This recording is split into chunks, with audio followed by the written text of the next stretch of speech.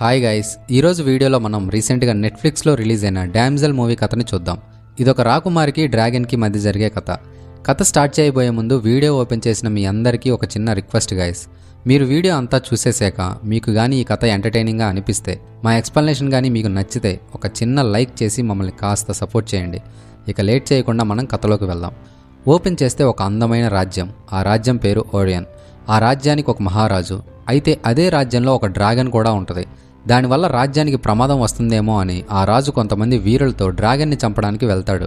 ఆ డ్రాగన్ వాళ్ళ పైనుండే ఎగురుతూ తన స్థావరానికి వెళ్తుంది. ఇక రాజు తన వీరులతో ఆ డ్రాగన్ స్థావరంలోకి ఎంటర్ అవుతాడు. అక్కడ వాళ్ళు దేన్నో చూస్తుండగా ఆ డ్రాగన్ దాని స్థావరం లోపలికి వచ్చేస్తుంది. కొంతమంది వీరులు డ్రాగన్ని చంపేయాలని ముందుకు వెళ్తారు. కానీ ఆ డ్రాగన్ వాళ్ళ మీద నిప్పులు కక్కి అందరినీ కాల్చేస్తుంది. మిగిలిన వీరుల్ని ఒక్కొక్కరిగా కొట్టి చంపేస్తుంది. చివరికి రాజు ఒక్కడే మిగిలిపోతాడు. ఒక్కడే ఏం చేయలేక కత్తిని పక్కన గుచ్చేసి మోకాళ్ళ మీద కూర్చుని డ్రాగన్కి సరెండర్ అయిపోతాడు. కట్ చేస్తే స్టోరీ కొన్ని వందల సంవత్సరాల తర్వాత వేరొక రాజ్యంలో ఓపెన్ అవుతుంది. ఎలీడా ఒక రాకుమార్తె. అయితే వీళ్ళ రాజ్యం కరువు కాటకాలతో చాలా దీనస్థితిలో ఉంటుంది. చాలామంది రాజ్యం నుండి వెళ్ళిపోతుంటారు. తిండి కోసం కూడా కొట్టుకునే స్థితిలో ఉంటారు. ఎలీడా తన చెల్లి ఫ్లోరియాతో కట్టెలు తీసుకుని రావడానికి బయటకు వస్తుంది. ఆ టైంలో ఒక రథం వాళ్ళ రాజ్యంలోకి రావడం ఇద్దరూ చూసి అసలు మన రాజ్యంలోకి ఎవరొచ్చారా అని ఇంటికి వెళ్తారు.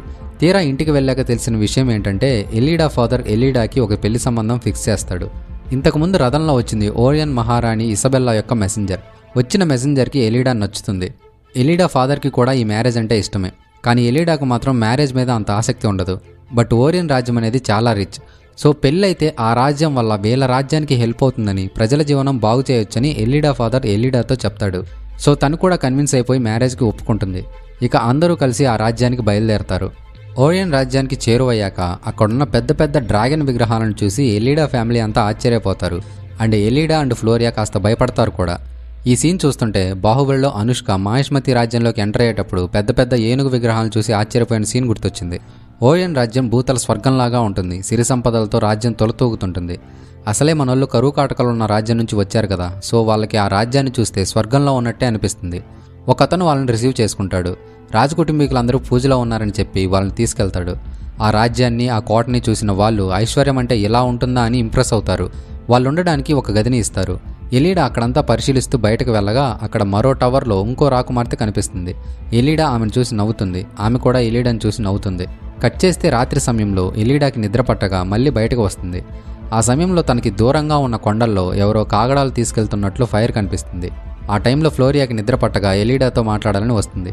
ఇద్దరూ మాట్లాడుకుంటుంటే ఎలీ తన చెల్లి ఫ్లోరియాతో అమ్మ బతికుంటే ఎంత బాగుండేదో, తనతో చాలా చెప్పాలనుందని అంటుంది.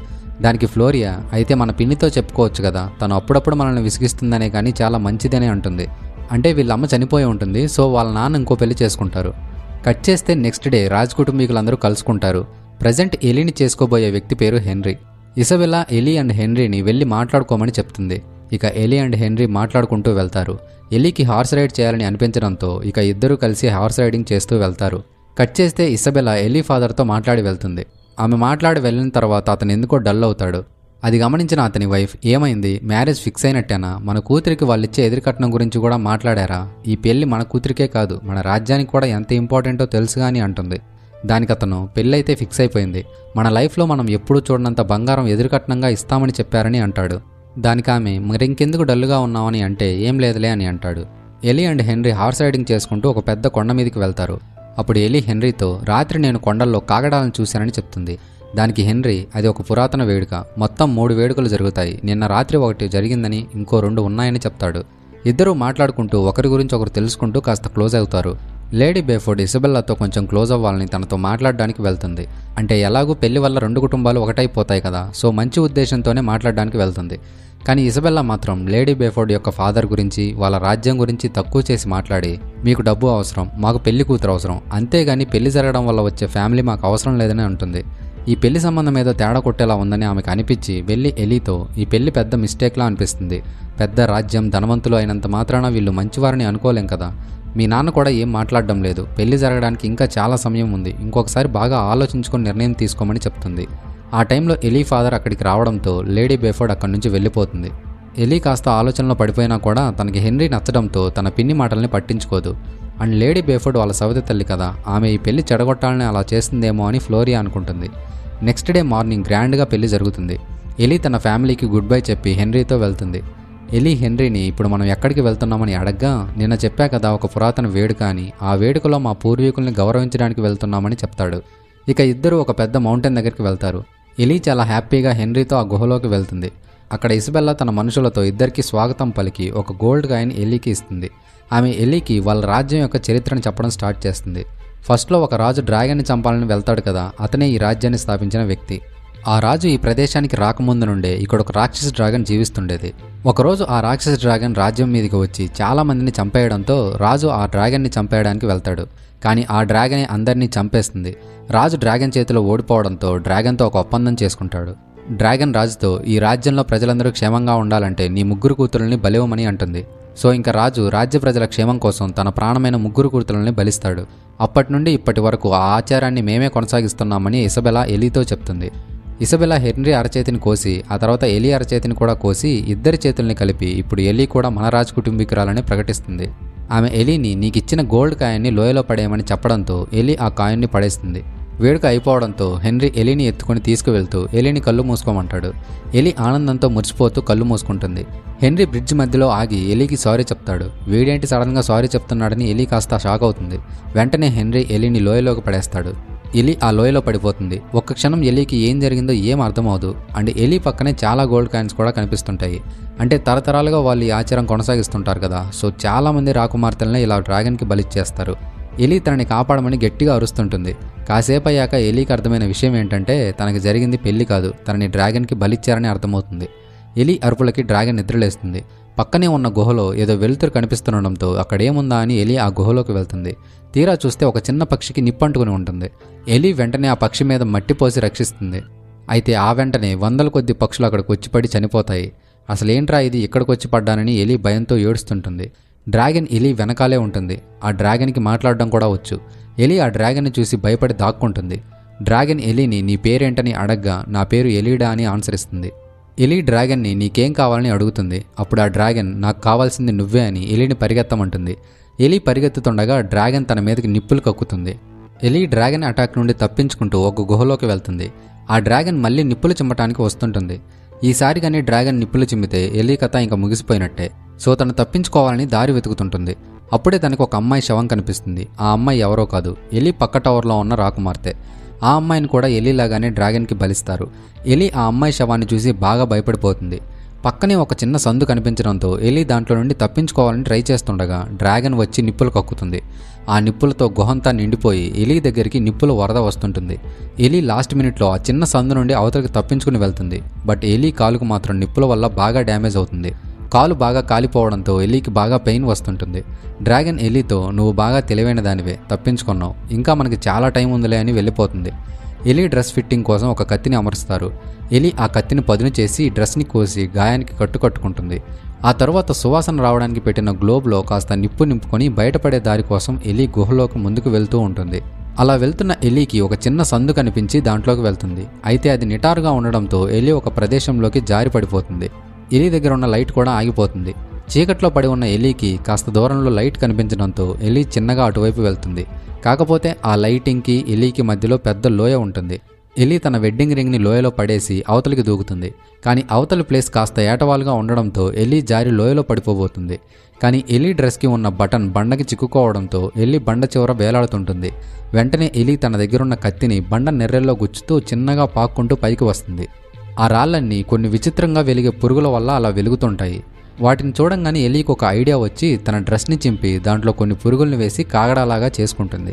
పక్కనే ఒక నీళ్ల కొలను ఉండడం చూసి ఎలీ వెళ్ళి వాటర్ తాగుతుంటుంది. కాకపోతే ఆ వాటర్ పాడైపోయి ఉంటాయి. పైన మంచు నుండి వాటర్ కారుతుండడంతో ఎలీ వాటిని తాగుతుంటుంది. అయితే దానిపైకి సడన్గా డ్రాగన్ వచ్చి ఎలీ మీద నిప్పులు చిమ్ముతుంది. ఎలీ డ్రాగన్ అటాక్ నుండి తప్పించుకునే ప్రయత్నంలో వేరొక గుహలోకి పడిపోతుంది.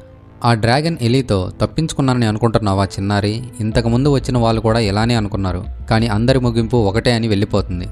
ఎలీకి అక్కడున్న గోడ మీద ఆ డ్రాగన్ ఈ ప్లేస్కి రాలేదు, ఇక్కడుంటే సేఫ్ అని రాసి ఉండడం కనిపిస్తుంది. అలా రాసింది ఇంతకుముందు అక్కడికి వచ్చిన విక్టోరియా అనే అమ్మాయి అని కూడా ఎలీకి తెలుస్తుంది. అండ్ ఆ ప్లేస్లో చాలామంది రాకుమార్తెల డ్రెస్సులు పడిపోయి ఉంటాయి. అక్కడున్న గోడ మీద ఇంతకుముందు డ్రాగన్ దగ్గర చిక్కుకుపోయిన రాకుమార్తెలు వాళ్ళ పేర్లన్నీ చెక్కి ఉంటారు. ఎలి ఆ పేర్లన్నీ చూసి ఏంటి ఇంతమందిని బలిచ్చారా, ఒక్కరైనా ఇక్కడి నుండి బయటపడ్డారా లేదా అని బాధపడుతుంది. ఆ రాత్రి ఎలి నిద్రపోతుండగా ఎలీకి కలలో ఇంతకుముందు ఆ గుహలోకి వచ్చి పడ్డ రాకుమార్తెలందరూ వస్తారు. ఎలీకి భయం వేసి వెంటనే నిద్రలేస్తుంది. ఆ పురుగులన్నీ తన కాలి మీద ఎక్కి ఉండడంతో ఎలి వాటిని లాగేస్తుంటుంది. బట్ తన కాలికి ఉన్న గాయమంతా పూర్తిగా మాయమైపోయి ఉండడంతో తను ఆశ్చర్యపోతుంది. ఎలి ఒక పురుగుని తన చేతి గాయం మీద పెట్టగా ఆ పురుగు వల్ల ఆ గాయం వెంటనే మాయమైపోతుంది. ఆ పురుగులకు ఉన్న పవర్ చూసి ఎలి షాక్ అయిపోతుంది.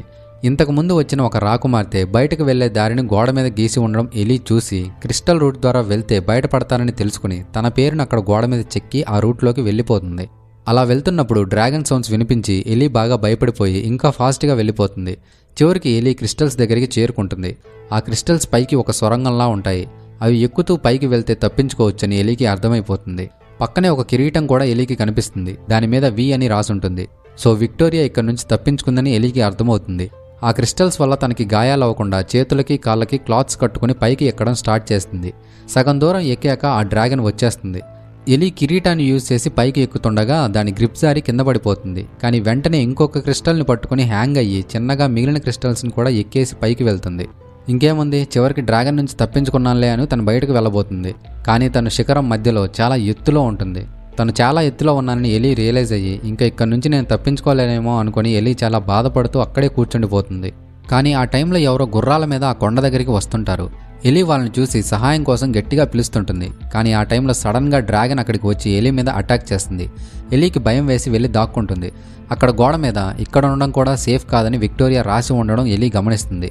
అండ్ పక్కనే విక్టోరియా అస్థిపంజరం కూడా ఉంటుంది. ఎలి దాన్ని చూసి భయంతో గట్టిగా అరుస్తుంది. డ్రాగన్ ఇంకా ఎలిని చంపేయాలని నిప్పులు కక్కబోతుంది. ఇంకా నా పని అయిపోయిందిరా బాబు అని ఎలి ఏడవడం స్టార్ట్ చేస్తుంది. అయితే సడన్గా ఎవరో డ్రాగన్ స్థావరంలోనికి ప్రవేశించి ఎలిని పిలుస్తుండడంతో డ్రాగన్ అసలు ఎవరొచ్చారా నా స్థావరంలోకి అక్కడికి వెళ్తుంది. బయటికి వెళ్లే దారి లేదు. తన కోసం ఎవరొచ్చారా అని ఎలి మళ్ళీ లోపలికి వెళ్తుంది. ఎలి ఫాదర్ ఎలిని కాపాడడం కోసం డ్రాగన్ స్థావరంలోకి ఎంటర్ అవుతాడు. ఎలికి ఆ డ్రాగన్ స్థావరంలో 3 డ్రాగన్ పిల్లలు చనిపోయి ఉండడం కనిపిస్తుంది. అప్పుడు ఎలికి అర్థమవుతుంది రాజు 3 అమ్మాయిలనే ఎందుకు బలిచ్చాడా అని. యాక్చువల్గా డ్రాగన్ని చంపాలని ఒక రాజు వచ్చాడు కదా, ఆ రాజు డ్రాగన్ యొక్క 3 పిల్లల్ని చంపేస్తాడు. అప్పుడు ఆ డ్రాగన్ రాజును వెంటనే చంపేస్తే వాడి పెయిన్ అనేది తగ్గిపోతుంది. తను పడ్డ బాధ ఆ రాజుకు కూడా తెలియాలని ఆ రాజు 3 కూతురులని బలివ్వమంటుంది. ఇంకా అదే ఆచారం ఇప్పటి వరకు కొనసాగిస్తూ డ్రాగన్కి రాకుమార్తెల్ని బలిస్తున్నారని ఎలికి అర్థమైపోతుంది. ఎలి కోసం తన ఫాదర్ గట్టిగా అరుస్తుంటాడు. ఆ పిలుపుకి డ్రాగన్ వచ్చి వాళ్ళ మీద అటాక్ చేస్తుందేమో అని ఎలి భయపడుతుంటుంది. అనుకున్నట్టుగానే డ్రాగన్ వచ్చి ఇద్దరిని చంపేస్తుంది. ఒకడేమో భయంతో వెళ్ళి దాక్కుంటాడు. కానీ ఎలి ఫాదర్ మాత్రం డ్రాగన్తో ఎలాగైనా పోరాడి తన కూతుర్ని రక్షించాలని అక్కడే ఉంటాడు. డ్రాగన్ అతని మీద కోపంతో గట్టిగా రోర్ చేసి అసలు ఎవర్రా నువ్వు ఇక్కడికి ఎందుకు వచ్చావని అంటుంది. దానికి అతను నేను నా కూతురు కోసం వచ్చానని డ్రాగన్ మీద అటాక్ చేయాలని చూస్తాడు. అయితే డ్రాగన్ అతన్ని తోకతో పట్టేసుకుని ఎలి స్మెల్ నాకు తెలుస్తుంది, తను ఇక్కడే ఎక్కడో దాక్కొని అంతా చూస్తున్నట్టుంది, తనని బయటికి రమ్మని పిలవమని చెప్తుంది. ఇక అతనికి ఎలి ఇంకా ప్రాణాలతోనే ఉందని అర్థమై ఎలితో నిజం చెప్పేస్తాడు. నిన్ను ఇలా చేస్తారని నాకు ముందే చెప్పారు, కానీ చాలా బంగారం ఆఫర్ చేశారు. దాంతో రాజ్యాన్ని బాగా చూసుకుంటూ నేను సంతోషంగా ఉండాలని అనుకున్నా. బట్ అది నా వల్ల అవడం లేదు. ఇలా చేసినందుకు సారీ అని అంటాడు. డ్రాగన్ బేఫోర్డ్ని కొట్టి సుల్లాపి ముందు నీ కూతుర్ని బయటకు పిలవమని అంటుంది. అప్పుడు అతను ఏం జరిగినా సరే ఎలిని మాత్రం బయటికి రావద్దని అంటాడు. డ్రాగన్కి కోపం వచ్చి అతని బాడీలోకి తన క్లాస్ని గుచ్చుతుంది.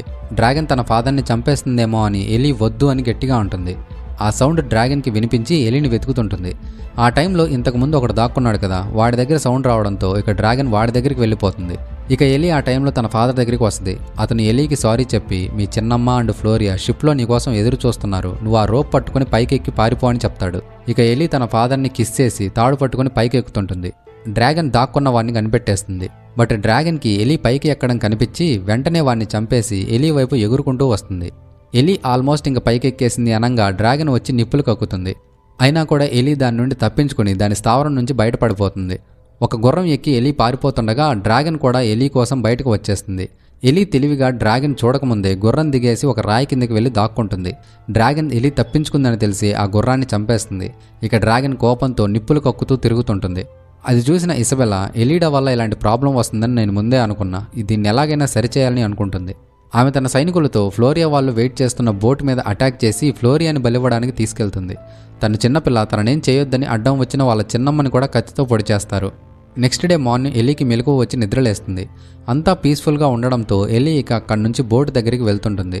ఆ టైంలో వాళ్ళ చిన్నమ్మ గుర్రం మీద ఎదురై ఫ్లోరియాని తీసుకెళ్లిన విషయం చెప్తుంది. ఇక ఎలి తన చెల్లిని కాపాడుకోవాలని ఆ డ్రాగన్ స్థావరంలోకి బయలుదేరుతుంది. కానీ అప్పటికే ఇసబెలా ఫ్లోరియాని బలిచ్చే బ్రిడ్జ్ దగ్గరికి తీసుకెళ్తుంది. ఆమె హెన్రీని అరచేయి చాపమనడంతో హెన్రీ మాత్రం దానికి ఒప్పుకోడు. ఫ్లోరియా ఒక చిన్నపిల్ల, తనను బలివ్వడం నాకు ఇష్టం లేదని అంటాడు. అప్పుడు ఇసబెలా నువ్వు ఒక పిరికివాడిలా బిహేవ్ చేస్తున్నావని అంటుంది. ఇక చేసేదేం లేక ఇసబెలా తన అరచేతిని కోస్తుంది. ఫ్లోరియా అరచేతిని కూడా కోసి ఇద్దరి రక్తాన్ని కలిపేసి తర్వాత ఆ ఫ్లోరియాని లోయలోకి పడేస్తుంది. ఎలి ఆ బ్రిడ్జ్ దగ్గరికి వచ్చేసరికి అంతా ముగిసిపోయి ఉంటుంది. లోయ లోపల నుండి ఫ్లోరియా అరుపులు వినిపిస్తుంటాయి. ఎలి బ్రిడ్జికి కట్టిన కాళ్ళని తెంపి లోయలోకి వెళ్తుంది. ఆల్రెడీ ఎలి ఒకసారి ఆ ప్రదేశమంతా తిరిగింది కదా, సో ఈసారి పక్కా ప్లాన్ ప్రకారం వెళ్లాలని డిసైడ్ అయ్యి డ్రాగన్ని డిస్ట్రాక్ట్ చేయడానికి ఒక ట్రాప్ని సెట్ చేసి వెళ్తుంది. డ్రాగన్ ఫ్లోరియాని తీసుకెళ్లి ఫ్లోరియా కోసం ఖచ్చితంగా ఎలి వస్తుందని వెయిట్ చేస్తుంటుంది. ఎలి సెట్ చేసిన ట్రాప్ కింద పడి సౌండ్ రావడంతో డ్రాగన్ ఎలి వచ్చేసిందని ఆ సౌండ్ దగ్గరికి వెళ్తుంది. డ్రాగన్ అటు వెళ్ళిపోగానే ఎలి ఫ్లోరియా దగ్గరికి వెళ్ళి తనని తీసుకెళ్తుంటుంది. సౌండ్ ఎక్కడ వచ్చిందో అక్కడికి వెళ్ళిన డ్రాగన్కి అది ఎలి సెట్ చేసిన ట్రాప్ వల్ల వచ్చిన సౌండ్ అని అర్థమవుతుంది. ఇక డ్రాగన్ తిరిగి ఎలి వాళ్ళ దగ్గరికి వస్తుంది. ఎలి డ్రాగన్తో మాట్లాడి దాన్ని కన్విన్స్ చేయాలని చూస్తుంటుంది. ఎలి డ్రాగన్తో మాట్లాడుతూ వాళ్ళు నీకు నాకు అబద్ధం చెప్పి మనిద్దరిని మోసం చేస్తున్నారు, నువ్వు గ్రామంపై దాడి చేసావని వాళ్ళు నాతో చెప్పారు, అండ్ నువ్వు చంపాలి అనుకుంటున్న మేమందరం కూడా వాళ్ళ వంశస్థులం కాదని చెప్తుంది. అండ్ డ్రాగన్ నేనేమి గ్రామం పైన అటాక్ చేయలేదు, ఆ రాజే నా స్థావరంలోకి చొరబడి నా పిల్లల్ని చంపేశాడు, ఇప్పుడు నేను కూడా వాళ్ళ వంశస్థుల్ని చంపేసి పగ తీర్చుకుంటున్నానని చెప్తుంది. డ్రాగన్ ఏమాత్రం కూడా ఎలి మాటల్ని వినకుండా ఎలి మీద అటాక్ చేస్తుంది. ఇక ఇక్కడ ఎలికి డ్రాగన్కి చాలా పెద్ద పోరాటమే జరుగుతుంది. చాలాసేపు పోరాడిన తర్వాత ఎలి ఇక డ్రాగన్ని ఓడించలేనని నిరాశ చెందుతుంది. అయితే డ్రాగన్ తన రెక్కలను నేలపై కొడుతుంటే ఆ గాలి వల్ల దుమ్ము ఒక పోల్కి తగిలి రివర్స్ అవ్వడం ఎలి గమనిస్తుంది. అప్పుడే ఎలికి ఒక ఐడియా వస్తుంది. ఎలి ఆ పోల్ దగ్గరికి వెళ్ళి నన్ను కూడా అందరిలా కాల్చి చంపేయని గట్టిగా అరుస్తుంది. ఇక డ్రాగన్ తన నోటితో ఎలి మీదకి నిప్పులు కక్కుతుంది. కానీ వెంటనే ఎలి ఆ ప్లేస్ నుండి పక్కకు దూకేస్తుంది. ఆ నిప్పులు పోల్కి తగిలి సగం డ్రాగన్ పైకి వచ్చి పడతాయి. డ్రాగన్ ఆ నిప్పు వల్ల బాగా డ్యామేజ్ అయి కింద పడిపోతుంది. అప్పుడు ఎలి డ్రాగన్తో వాళ్ళు మా అరచేతిని కోసి వాళ్ళ బ్లడ్ని మా బ్లడ్తో కలిసేలా చేస్తున్నారు, నీకు వస్తున్న స్మెల్ కూడా మాది కాదు, వాళ్ళ రక్తం వాసనే నీకు వస్తుంది, మేము అసలు వాళ్ళ వంశస్థులమే కాదు, అది తెలియక నువ్వు ఇప్పటి వరకు ఎంతోమంది అమ్మాయికుల్ని చంపేశావని అంటుంది. అప్పుడు డ్రాగన్ ఎలితో అయితే ఇంక నా కథ ముగించేసేయని అంటుంది. కానీ ఎలికి మాత్రం డ్రాగన్ని చంపాలని ఉండదు. నాకేది న్యాయం అనిపిస్తే నేను అదే చేస్తానని ఎలి కొన్ని పురుగులను తెచ్చి డ్రాగన్కి అయిన గాయం మీద వేసి తనని బతికిస్తుంది. కోటలో మహారాణి హెన్రీకి 3వ మ్యారేజ్ చేస్తుంటుంది. అయితే ఆ సమయంలో అక్కడికి ఎలి ఎంట్రీ ఇస్తుంది. హెన్రీకి ఎలి అంటే ఇష్టం ఉంటుంది. హెన్రీ ఎలితో మాట్లాడాలని ట్రై చేస్తాడు. కానీ ఎలి మాత్రం అతన్ని పట్టించుకోకుండా పెళ్లి కూతురుతో నీ ఫ్యామిలీని తీసుకుని ఇక్కడి నుంచి వెళ్ళిపోమని చెప్తుంది. ఇసబెలా ఎలితో డ్రాగన్ నుండి నువ్వు తప్పించుకుని బయటపడినంత మాత్రాన నీకు మేము భయపడాలా, అసలు నీకు మా హిస్టరీ తెలియదు, మేము ఫేస్ చేసినవేంటో కూడా నీకు తెలియదని అంటుంది. అప్పుడు ఎలి మీరు భయపడాల్సింది నన్ను చూసి కాదని అంటుంది. ఆ టైంలో అక్కడికి డ్రాగన్ ఎంట్రీ ఇస్తుంది. దాన్ని చూసి మిగిలిన వాళ్ళందరూ భయపడిపోతారు. ఎలి వెళ్ళిపోయిన తర్వాత డ్రాగన్ అందరినీ కాల్చి చంపేస్తుంది. కట్ చేస్తే ఎలి తన రాజ్యానికి కావాల్సిన సరుకులన్నీ బోట్లో వేసుకుని వెళ్తుంది. ఎలితో పాటు డ్రాగన్ కూడా వెళ్తుంది. ఇక్కడితో ఈ కథ అయిపోతుంది. మీకు గనక ఈ వీడియో ఎంటర్టైనింగ్గా అనిపిస్తే, మా ఎక్స్ప్లెనేషన్ కనుక నచ్చితే వీడియోని లైక్ చేసి ఛానల్ని సబ్స్క్రైబ్ చేసుకుని బెల్ ఐకాన్ని ఆన్లో పెట్టుకోవడం మాత్రం అస్సలు మర్చిపోవద్దు. మనం మళ్ళీ మరో వీడియోలో కలుద్దాం. అంతవరకు టేక్ కేర్, బాయ్.